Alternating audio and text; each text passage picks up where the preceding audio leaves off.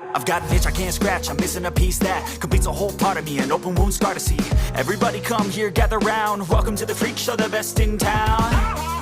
What the hell's wrong with me? I don't get along with anybody, honestly. Hello kila Pablo Brignas, Jepoy Santos at Renz Silva. Salamat sa inyong suporta mga kapraki.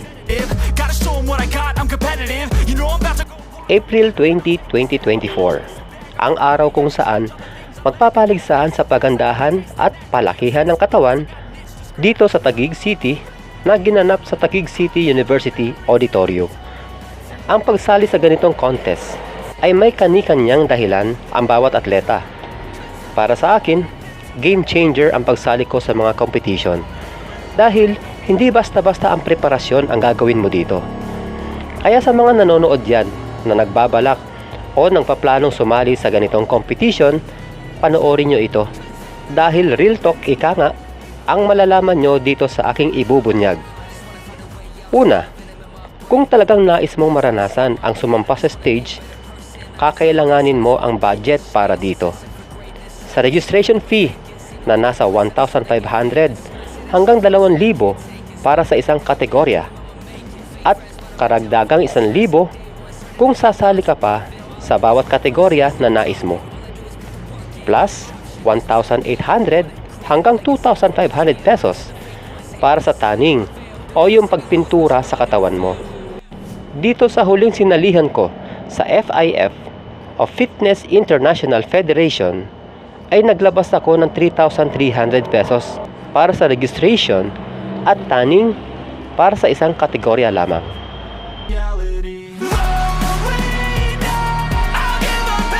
Pangalawa, pera ulit dahil siguradong gagastos ka rin sa mga kakainin mo habang ikaw ay nasa cutting pace.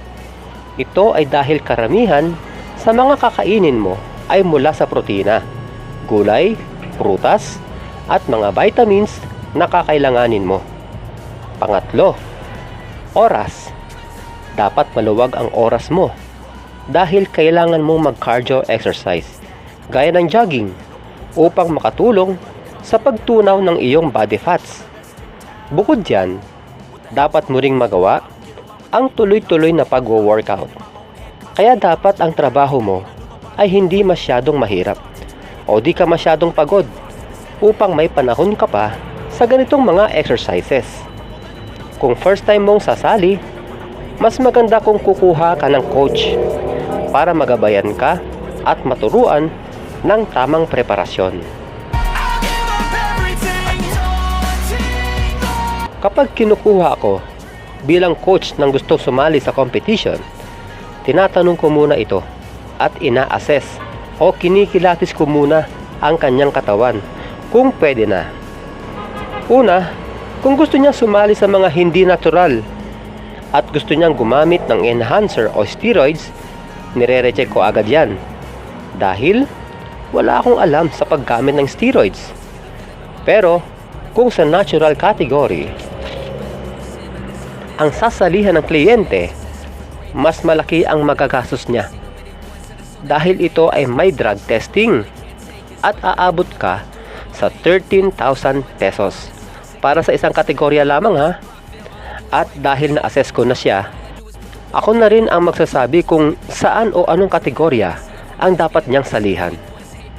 Alam niyo, sa totoo lang, ang ganitong competition ay unpredictable o di mo masasabi talaga kung may laban ka ba o wala dahil depende ito kung sino-sino ang mga makakalaban mo. Halimbawa, sa isang kategory ay 20 kayong kasali at 5 ang magkaka-award dito. Kung kakaunti lang yung sumaling magaganda ang katawan, sabihin nating 4 lang sila. Tapos, halos kasing katawan mo na yung karamihan. Aba, pwede ka pang maging 5th placer niyan pag nagkataon.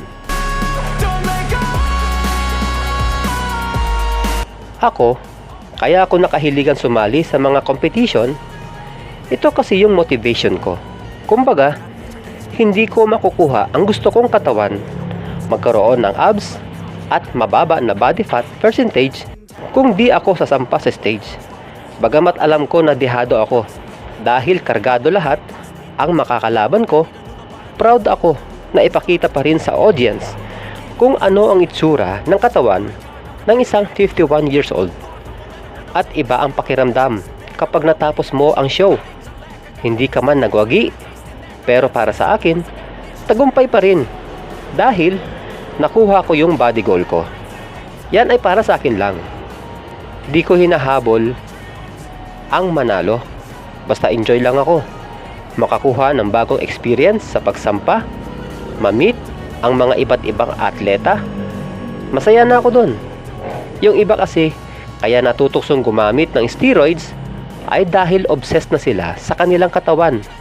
O yun bang hangad talaga nilang manalo o magkaaward man lang sa kahit anong paraan. Well, kailangan na lang natin sila spituhin dahil choice nila yon. Pero, sasabihin ko sa inyo, iba pa rin yung natural ka. Kahit tumatanda ka na, ang laki ng kaibahan kesa sa mga tumatanda na gumagamit ng steroids.